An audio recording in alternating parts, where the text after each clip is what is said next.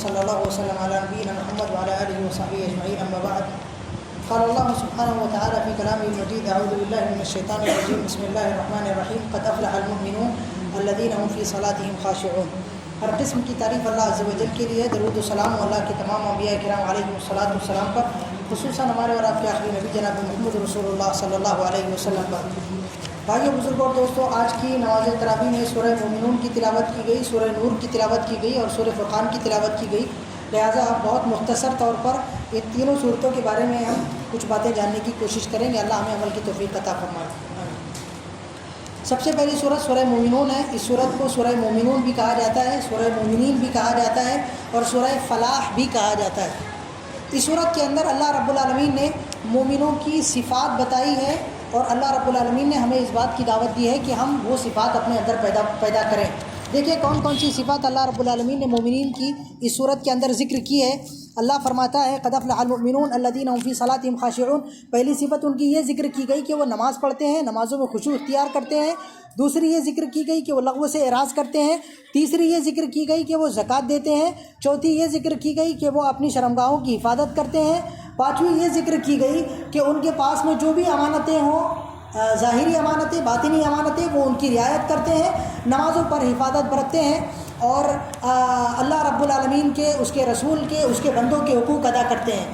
ایسے ہی ایک اور صفت مومنین کی صورت کے اندر جو ذکر کی گئی وہ یہ کہ وہ اپنے رب کی آیتوں پر ایمان رکھتے ہیں، اپنے رب کے ساتھ میں شرک نہیں کرتے ہیں اور جو کچھ وہ نیک کام کرتے ہیں اس کے ساتھ ساتھ میں وہ اپنے پروردگار سے ڈرتے بھی رہتے ہیں اور اس بات سے خوفزدہ رہتے ہیں کہ کہیں ان کے یہ اعمال اللہ عز و جل کے یہاں رد نہ کر دیے جائیں۔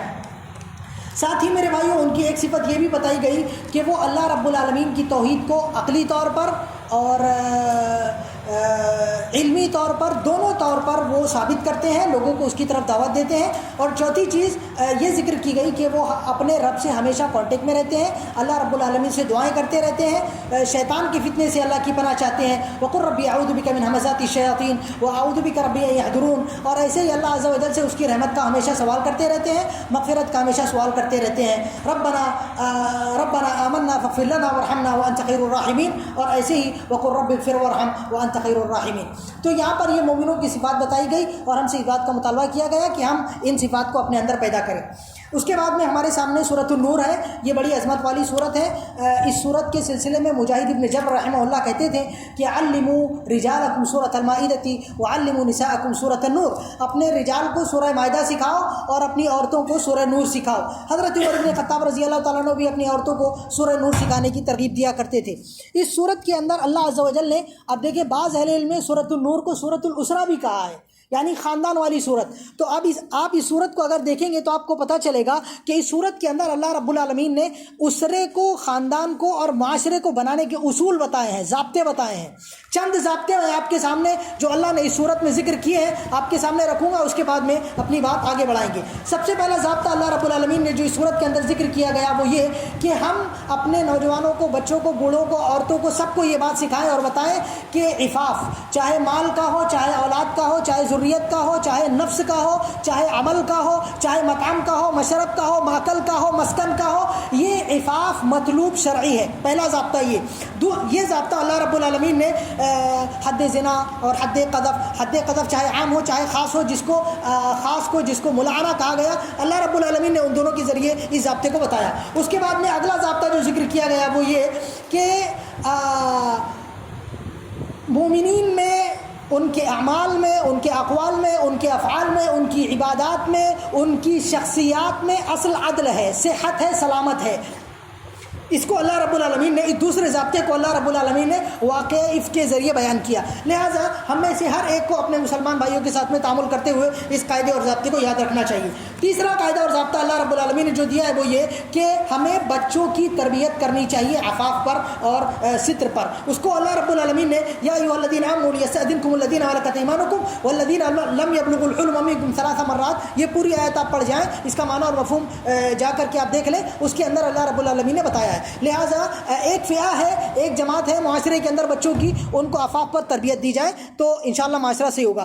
دوسرا ہے عورتوں کا, تو ان کو یعنی عفاف کی تربیت دی جائے. اس کو اللہ رب العالمین نے ذکر کیا, کل للمؤمنات یغضضن من ابصارهن ويحفظن فروجهن ولا يبدين زینتهن. مومنوں سے کہیں کہ وہ اپنی عفت و عصمت کی حفاظت کریں, اور پوری آیت آپ پڑھتے جائیں, اس کا ترجمہ پڑھ لیں, آپ کو معلوم ہو جائے گا. چنانچہ عورتوں کی حفاظت کی جائے, ان کو عفاف و ستر پہ ابھارا جائے. یہ دوسرا فئہ ہے. تیسرا فئہ یہ کہ مسلمان مومنین مرد جتنے ہیں وہ سارے کے سارے اس بات کی کوشش کریں کہ وہ اپنے آپ کو عفت و عصمت پر ابھاریں. اللہ رب العالمین نے فرمایا قل للمؤمنین یغضوا من ابصارهم ویحفظوا فروجهم.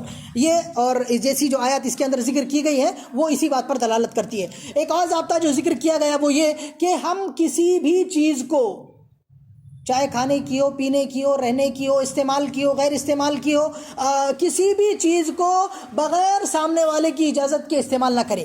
اور اللہ رب العالمین نے اس کو یا ایھا الذین آمنوا لا تدخلوا بیتا غیر بیوتکم حتی تستأنسوا وتسلموا علی اہلہا, اس آیت کے اندر اللہ رب العالمین نے ذکر کیا ہے. اور ایک اور چیز جو معاشرے کی اصلاح کے لیے اللہ نے ایک اور ضابطہ ذکر کیا گیا وہ یہ ذکر کیا ہے وہ یہ کہ نماز کے سلسلے میں لوگوں کو ترغیب دی جائے, نماز پر ابھارا جائے. اور ایک اور ضابطہ جو اللہ نے ذکر کیا ہے وہ یہ کہ مسجد کے دور کو, چاہے تربیتی دور ہو, چاہے عبادی دور ہو, چاہے زہد و ورع کا دور ہو, چاہے جہادی دور ہو, جو بھی دور ہو وہ مسجد کا دور معاشرے کے اندر فعال کیا جائے. اس سے انشاءاللہ العزیز معاشرے کی اصلاح ہوگی. اور بھی بہت سارے اصول و ضوابط اللہ رب العالمین نے ذکر کرنے کے بعد میں ہم کو یہ کہا کہ اگر معاشرے کی اصلاح کی یہ اصول آپ نافذ کر دیتے ہیں تو اس کا نتیجہ یہ ہوگا کہ اللہ رب العالمین آپ کو غلبہ اور تمکن عطا فرمائے گا. وعد اللہ الذین آمنوا منکم وعملوا الصالحات لیستخلفنہم فی الارض کما استخلف الذین من قبلہم. اللہ رب العالمین تم کو استخلاف عطا فرمائے گا اپنے لوگوں پر بھی اور غیروں پر بھی. ٹھیک ہے. اس کے بعد میں اگلی صورت ہماری سورہ فرقان ہے. سورہ فرقان کے اندر اللہ عز و جل نے تفریق کی ہے. دراصل اللہ اور غیر اللہ دونوں کے بیچ میں تفریق کا ضابطہ کیا ہے اللہ رب العالمین نے وہ بتایا ہے. تبارک الذی نزل الفرقان علی عبدہ لیکون للعالمین نذیرا الذی لہ ملک السماوات والارض ولم یتخذ ولدا. وہ عز و جل ایسا ہے جس کو آسمان و زمین کی بادشاہت ہے, نہ اس کا کوئی بیٹا ہے, نہ اس کی کوئی بیوی ہے, نہ اس کا کوئی شریک ہے, نہ اس کا کوئی ساجی ہے, اور اس نے تمام چیزوں کی تقدیریں لکھ رکھی ہے, سب چیزوں کو مقدر کیا ہے, پیدا کیا ہے. یہ اللہ عز و جل ہے. اب غیر اللہ ایسا کر سکتا کیا؟ تفریق ہو جاتی ہے.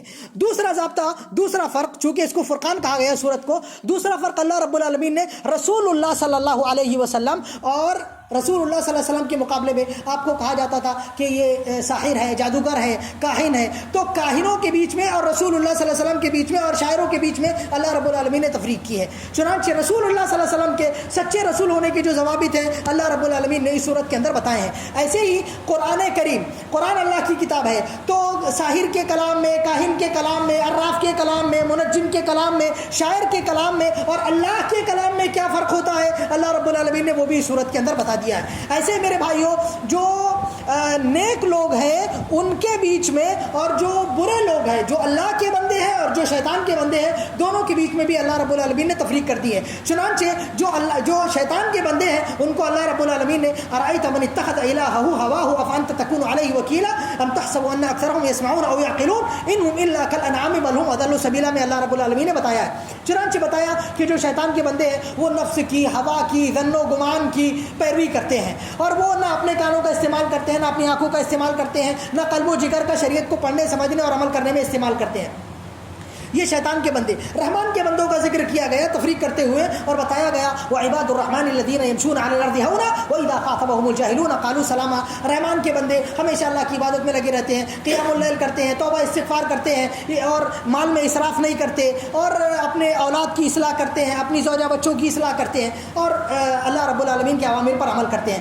یہ باتیں تھی آج کے درس کی. اللہ رب العالمین ہمیں ان پر عمل کرنے کی توفیق عطا فرمائے. آمین. وآخر دعوانا الحمدللہ رب العالمین. والسلام علیکم ورحمۃ اللہ وبرکاتہ.